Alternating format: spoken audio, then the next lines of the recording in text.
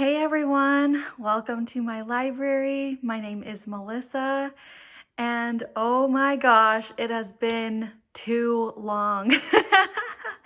I know. Yeah, I haven't filmed a video in a month now. Yeah, my last video was the Saturday before I gave birth on that following Monday. So yes, I had my baby. His name is Sam. And actually he's named after both me and my husband's favorite book character, Samwise Gamgee. um, we've been hooked on that name basically from the beginning. We were kind of debating about other names for a while, but Sam just really fit and stuck. And really, since we met him, it's always been Sam. So, I mean, if you're curious about him, he weighed 7 pounds, 10 ounces, 20 inches long, and he's got this full head of blonde, highlighted kind of hair. People say he looks a lot like me, actually, and comparing baby pictures, he does, that's for sure. I do want to kind of keep him private. Like, I don't think I'm gonna ever really share pictures of him online. I don't know, I'm just kind of like a little bit trepidatious about that right now, so I hope you guys appreciate my privacy for that. But yeah, he's a cutie. He's a keeper. So yeah, he's currently sleeping right now, so that's why I finally have some time to film. And I randomly did space buns today in light of a vlog I've been watching from Lauren and the Books. She's one of my favorite channels, and she was doing space buns, and so I just decided to do them too. So anyways, okay, so that's my life update. I might actually do a nursery tour at the end of this video. If you're really into the baby stuff, I'll leave a timestamp down below for that. But I'll save that for the end, just for people who want to see that. I put a lot of care and thought into what I wanted in that nursery, and there's a lot of bookish themes in there. So anyways, it's really cute. Maybe stick around for that if you're interested. But I really wanted to give an update on my reading because being on maternity leave now for the next 5 months, actually, which is so nice. I'm so glad and so grateful. But yeah, being on maternity leave and just being in charge of this baby, I have had some time to read. Obviously, he's my #1 priority, and he does take a lot of time and attention. Babies will do that.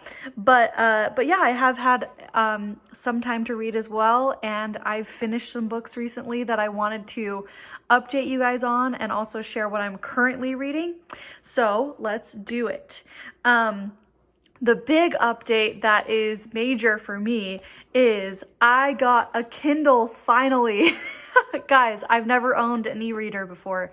I've actually been kind of, and this is stupid, but I've been kind of anti-e-reader because I look at screens all day for work.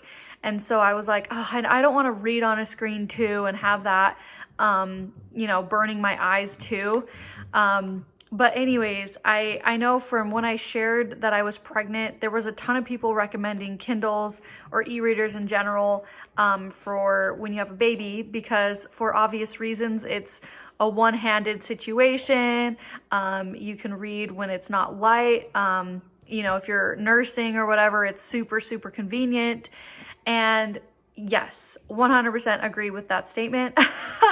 Now that I actually got gifted this from my aunt. She bought this for me, and I've been using it since day one of having Sam, and it has been a game changer for me. So yeah, I love it. And I totally see why people have Kindles, have e-readers now. So what have I been reading? So basically now I have 1 audio, 1 physical, and 1 e-reader or ebook going. and that's kind of what's been happening. So yeah, I finished reading The Bastard by John Jakes via ebook. I also own the physical copy, and I really enjoyed this book. I ended up giving it 4 stars. So it follows Philippe, who, by the title alone, you can guess is the bastard son of a duke in England. He's actually a Frenchman though, so he learns from his mother about this him being an heir basically, and so he travels to England to claim that, and he has like a letter as proof, and he goes and tries to claim half of the estate because the Duke also had another son by birth, and that guy's name is Roger, I think. Is it Roger or is it Robert? One of the two. Anyways, obviously that family is very upset that they are possibly gonna lose half of their inheritance, and so they do everything in their power to stop that from happening. And so it's kind of this big rivalry between Philippe and Roger that kind of moves the story along. And then through a course of events, Philippe ends up deciding to travel to America to start his life over after he basically becomes destitute and realizes that he's never going to get this inheritance. And so, yeah, so he travels to America, very inspired by writings of many different people who were influential in inspiring the American Independence Act, basically. And so he travels to America to start his life over. He even changes his name, so instead of it being Philippe, it's Philip. And then he changes his last name to Kent, which he was the heir to the Duke of Kent's estate. And so anyways, so that is the premise of this story, and then it goes from there, but it follows the history of America building up to the war. And so we meet a ton of different revolutionaries, including we meet Benjamin Franklin on the other side of the world in England. He meets Paul Revere, he meets John Adams. Anyways, he meets Sam Adams, he meets a ton of other people because he moves to Boston. And so, yeah, it was really fun that way. You just get entrenched in the history, and I really enjoyed that aspect. The thing that took it down a star for me is the choices that Philippe made towards the end of this book. I just hated it. Like, there was this weird love triangle that John Jakes tried to write that I just was not a fan of at all. Philippe was very sneaky with one of the women of this triangle, and I didn't feel like he did right by her, and so that took it down a star for me. But I really enjoyed it still and can't wait to continue in this series. The next one is The Rebels, and it continues with the American Revolution, and I'm pretty sure it still continues with Philip's story. And then I think from there it might like skip generations, so we'll see. But yeah, I still loved it, and I'm so glad I read it. I did end up DNFing another family saga very similar to this book that I've actually already unhauled, but I'll just show it here. It's called The Exiles by William Stuart Long. Yeah, I got so far in this book, you guys. It was, I think it's a 500 page, like 550 page book, and I only had 80 pages left, and I called it. Which is sad. Like, I could have finished it and said, yeah, I read it, and here's my 2-star, 1-star rating. But I was like, you know what? Life is too short for me to just be reading a 2-star book. And so I DNF'd it. It just was super boring. I couldn't keep track of any of the characters. I didn't care about any of the characters, to be honest. And I mean, it had a really interesting premise. It was supposed to be the story of basically kind of the same concept of this book, but following a woman named Jenny who gets exiled to Australia. And she's part of one of the first ships that gets sent there, convict ships that get sent there, all-female ship. And she ends up being like the queen of the convicts, and then goes from there and builds her life back up in Australia. So yeah, really interesting premise, but it was so boring. It was so boring. So yeah, I just DNF'd, and I'm chill with that. But let me continue talking about what I am currently reading. So actually, no, I have one other book I wanted to talk about that I just finished yesterday and loved so much, you guys. It was so good. And that is This Calder Range by Janet Dailey. So I was in the mood for a Western. I get in these moods, you guys, where I really just want to read a yeehaw book. So, especially with the weather becoming warmer and warmer, it just makes me want to kind of like live in that heat, I guess. And so, yeah, I picked this up on ebook. I own the physical edition, but I got it from my library on Libby, and it was so fun. Like, this is the perfect Western romance novel. That's what I said in my Goodreads review. I ended up giving this 5 stars. This is the first book in the Calder saga series, and I think there's like 11 books in this series. But I think the latter half of the series is like more contemporary Westerns, whereas this is set in the 1800s West. Wild West. And it follows Benteen Calder, who decides he wants to leave Texas and migrate to Montana and take a huge cattle herd there and take his fiance, who becomes his wife, there and build up an empire in Montana where there's a bunch of free land, basically. And so, yeah, so he ends up marrying Lorna, who is this woman right here. And this starts at the very beginning of the book. They're already engaged prior to the book even starting. And so they end up getting married and starting their life basically on this cattle drive. And so it starts off pretty rough for Lorna. She's used to, her dad's a shop owner in Texas, and so she's not used to the roughing it, basically.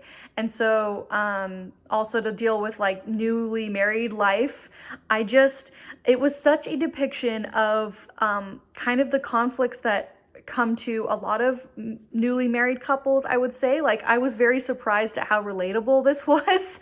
But also there was just such a page-turneriness of this story.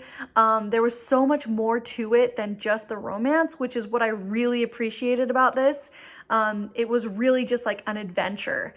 And if you've read Lonesome Dove, it's kind of the same concept of a huge story about different characters moving from Texas to Montana, like the exact same situation, but with a little more spice. And yeah, I just loved it. It was so good, and I cannot wait to continue. The next story is their son's story. His name's Webb, and he's in this book as a little boy, and he's so cute. And so I can't wait to see what he's like as an adult. And I highly recommend this to anyone who is interested in a Western adventure romance story. It was perfect. Yeah, 5 out of 5 for me. So that's this book here. Then physically, what I'm slowly working my way through, because physical books now are a lot more difficult for me now to read, unfortunately, as I have a lot of them. But yeah, I'm only able to really pick up physical books if they're small.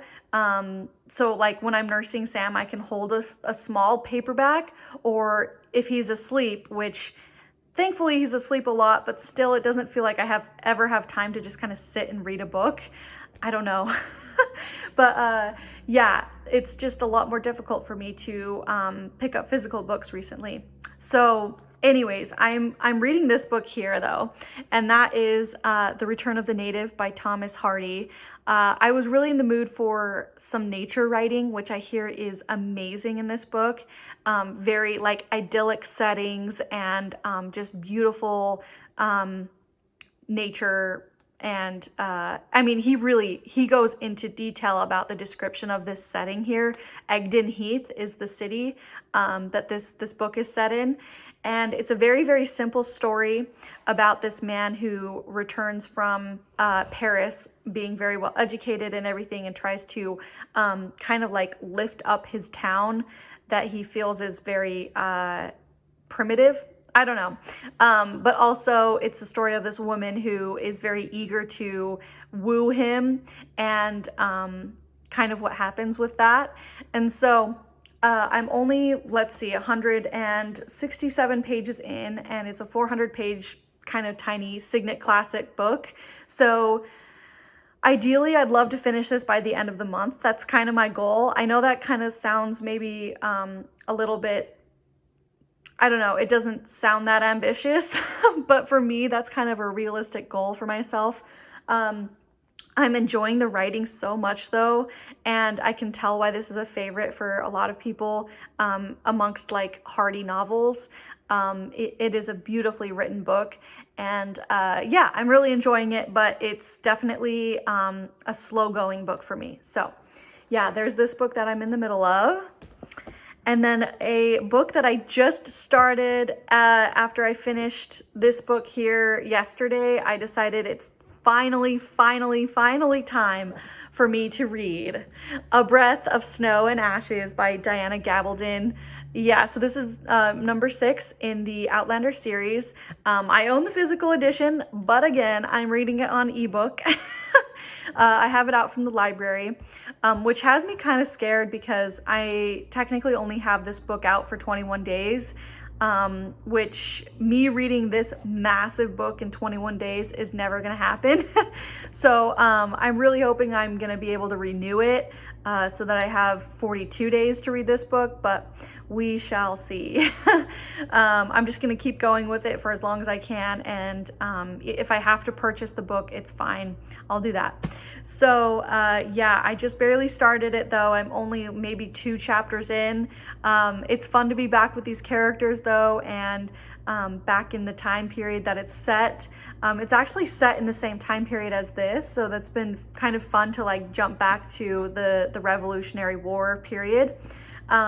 So yeah, that's what I decided to start on ebook this morning, early this morning at 1 a.m. But yeah, so that's kind of an update on me, you guys. I hope you guys enjoyed. I know that it's been a long time since I have filmed a video, but I plan to hopefully find more time to film. I have a huge haul I need to film. I have books piled like right there that I can see that I need to show you guys. I've continued to buy physical books, even though I just said that physical book reading is very much different now. But c'est la vie, this is what happens. So yeah, please let me know in the comments below if you've read any of these books that I just mentioned. And I will also be filming a nursery tour that will start momentarily. But yeah, with all that being said, please like and comment and subscribe if you want to see more from me. And I will see you guys in another video. Bye! Okay, so here is a quick panoramic view of the nursery. This is just entering in from the door. I mean, it's quite simple, but it's really cute. So the first thing is that's bookish is this print I got before even he was born. I got this because I thought it was so cute on Etsy. I'll leave a link down to this shop below, but it's a hobbit hole, obviously. And then the quote from it is, "Even the smallest person can change the course of the future." Yeah, I just thought it was so cute, and now with his name, it's just so apropos. So is that the right term? Appropriate, I'll just say that. Apropos, I think is the right how to say it. But anyway, so yeah, so that's the first thing on the wall. And then here's this really nice chair that I got from Pottery Barn. Spend so much time in this chair. So I knew I wanted a really nice one that reclines and that I can possibly sleep in if needed, and it's definitely the case. So yeah, there's that. And then one random thing is I love elephants. And so I wanted kind of an elephant themed room. I don't know if you can call that a theme, but that's that's what ended up happening. So yeah, so I got actually from my baby shower, I got this cute, it's a piggy bank actually, but it's an elephant theme. And then over here there's an elephant themed like blanket, and then this adorable mobile that has elephants. It's actually handmade, that I bought on Etsy as well. It's from New Zealand, so it made a huge trek to get here. But I just love it. It's so cute. So yeah, this is the crib that I actually was raised in. My mom saved it and gifted it to me, and so it's kind of got a special meaning as far as that goes. I mean, it's a hand-me-down crib, but it's still sturdy and still good to go, so we use it. And then it's even adorable. It's got like teeth bite marks from my sister. Actually, my twin sister made these. She was a biter. So yeah, so anyways, it's cute. I love it. Again, an elephant themed thing going on. This is his laundry basket that I got this from Wayfair. Isn't it adorable? It's probably my favorite thing that I bought for this room. I just think it's so cute. So yeah, I threw all the dirty laundry in that. And then, yeah, here's some more prints on the wall. These are obviously Harry Potter themed. So we've got Hedwig with the Hogwarts letter. And then this centerpiece is just Hogwarts itself. And then this one is just a stack of books. But yeah, I bought this set on Etsy as well and then printed them off. And I'm sorry about the glare, but yeah, I just love the watercolor themed, like, that's what I tried to stick to with both of these, is just kind of like a watercolor thing going on. So yeah, I love them. And then this is the changing table slash dresser. Again, like an elephant themed print on top. And then, yeah, just a really cute kind of Scandinavian design dresser on the bottom. And then, I mean, yeah, diaper genie and towel warmer over there. Not anything fancy or even remotely interesting happening in that corner. But yeah, that is his nursery. I absolutely adore this room. It's so cozy and exactly kind of the vibe I wanted to get from it. I got help from my sister-in-law, who really is good at interior design, figuring out all these things. So anyways, that's the micro nursery tour that I was kind of flirting with on Instagram, telling you guys I would do eventually, months later. I'm so sorry, but yeah, hope you enjoyed.